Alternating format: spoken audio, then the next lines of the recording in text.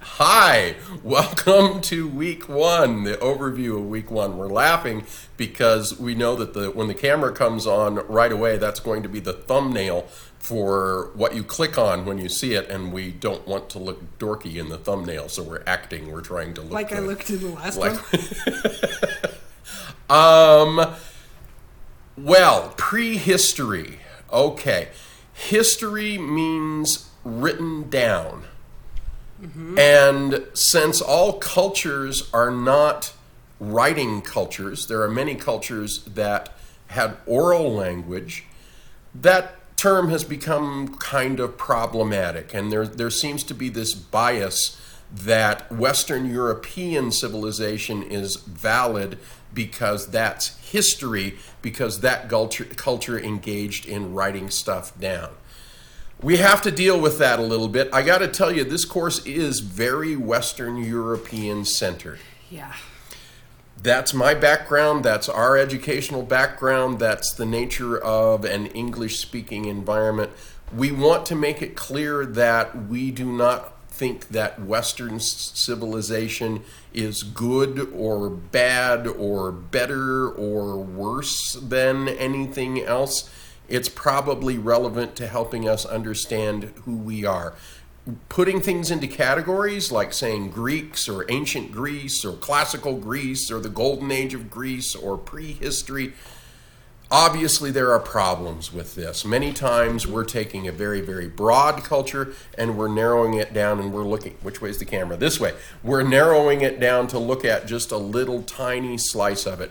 Everything in this course involves oversimplification. Very much so. Everything in this course involves making very broad statements that may not apply in all cases.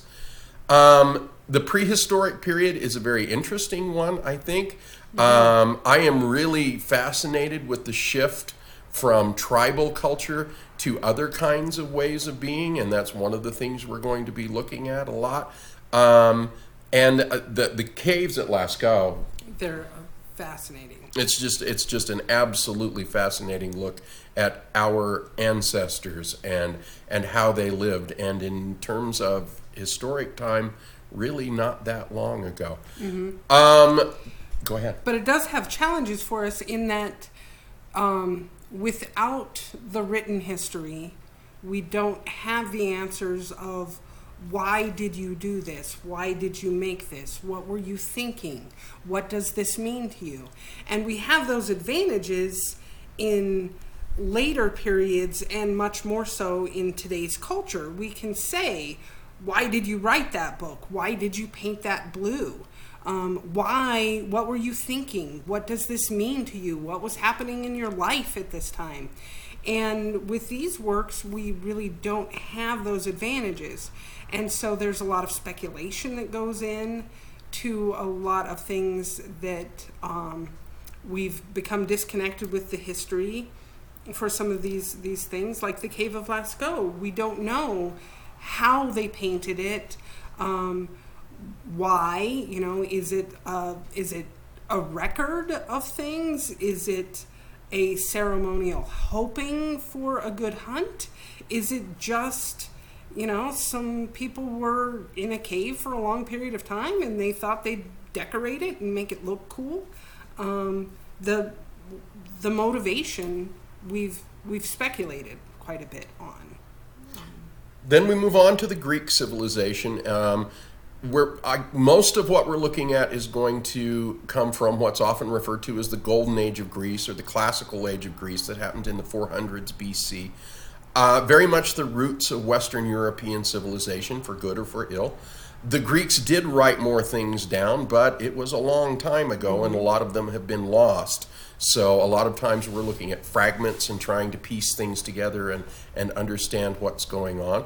And then on to the Romans. The Greeks really set in motion this classical ideal, this idea of human perfection, and also humanism, the idea that focusing on life as it is lived now is a concern beyond the afterlife, that focusing on life as it is lived now is an important part of the Greek mindset. With the Romans, not the most sensitive artistic people in the world, but certainly very organized and very able to build things. Took a lot of Greek culture and revamped it for themselves. In particular, once you look at Roman architecture a little bit, you're going to be seeing Roman elements everywhere you look, because the Romans really established the architectural standards for a lot of what is done, particularly in the Western world. Governments, by the end of the Roman period, we reach an age of very much realistic, particularly in sculpture, particularly in the family sculptures, that we won't see again for over 1,000 years. And it's interesting to think about. The periods are somewhat elastic. They overlap. Again, we're going to be overgeneralizing. Much has been written about these periods that has political points of view, that has social points of view. We're trying to just look at these cultures as frankly as we can and understand them in terms of the arts that they left behind and trying to piece it all together. So there's quite a bit of video here to watch. It's about 2 hours worth. And when we uploaded it all, we went, but then we thought, well, that would be 6 hours of class time. And so this is the equivalent of reading your textbook. You don't read, you watch the videos. So I think 2 hours is reasonable. Watch the videos.